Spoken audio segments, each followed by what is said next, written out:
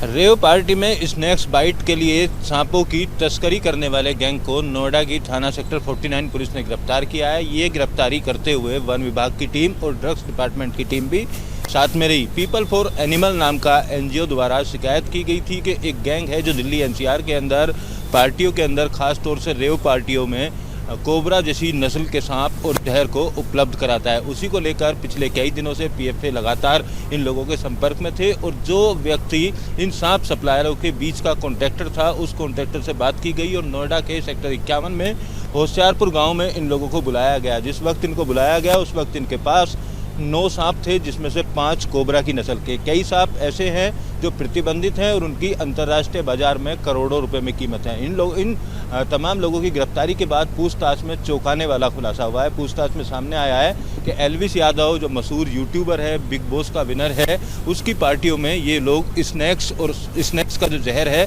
उसका सप्लाई किया करते थे। और जो रेव पार्टी एल्विस यादव और अन्य यूट्यूबरों के द्वारा की जाती थी वो रेव पार्टी ज़्यादातर गुरुग्राम में हुआ करती थी और नोएडा के फार्म हाउस जो यमुना किनारे बने हुए हैं वहाँ पर भी पार्टी होने की बात सामने आई है। फिलहाल पुलिस ने तमाम बयानों और सबूतों के आधार पर 5 लोगों को इस पूरे मामले में गिरफ्तार कर लिया है। एल्विस यादव से भी आने वाले समय में पूछताछ संभव है, क्योंकि चौंकाने वाला खुलासा ये भी हुआ है कि पिछले काफ़ी दिनों से ये लोग सक्रिय थे और ऑनलाइन रेव पार्टियों का आयोजन किया करते थे और उस आयोजन में जो भी विदेशी लड़कियां हैं उनको भी वहां पर बुलाया जाता था। तमाम बातों का जिक्र एफआईआर में किया गया है।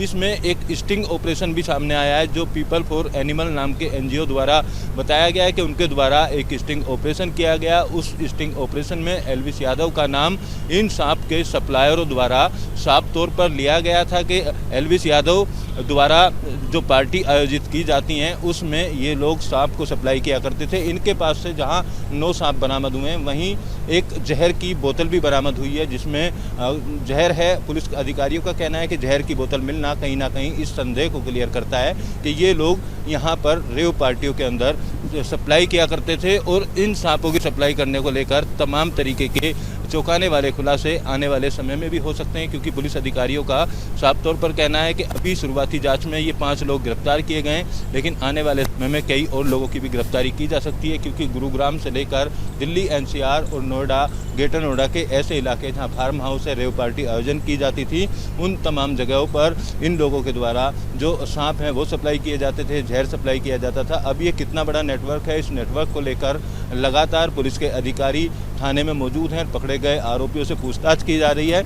अभी तक इस पूरे मामले में एल्विस यादव की तरफ से कोई भी बयान सामने नहीं आया है। माना जा रहा है कि कुछ ही देर में एल्विस यादव की तरफ से भी बयान जारी किया जाएगा। हालांकि कल रात में 3 बजे तक ये छापेमारी की जाती रही और जिस जगह सेक्टर 51 के मैरिज होम में इनको बुलाया गया था वहाँ पर तमाम विभाग की टीम पुख्ता जानकारी के बाद पहुँची, क्योंकि यहाँ पर इनको सांप का जहर खरीदने के लिए, कोबरा सांप खरीदने के लिए डील करने के बाद बुलाया गया था।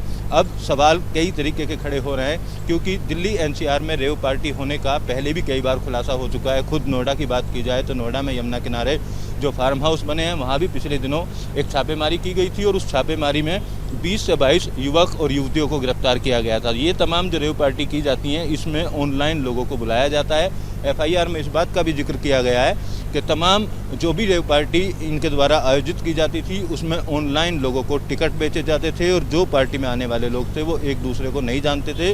रेव पार्टी में विदेशी लड़कियों को भी बुलाया जाता था। तो नशे के लिए प्रतिबंधित रेव पार्टियों का आयोजन किया जाता था। वहाँ पर स्नैक्स बाइट के साथ साथ ड्रग्स और अन्य जो नशे हैं उनका भी सेवन वहाँ आने वाले युवक और युवतियाँ किया करते थे।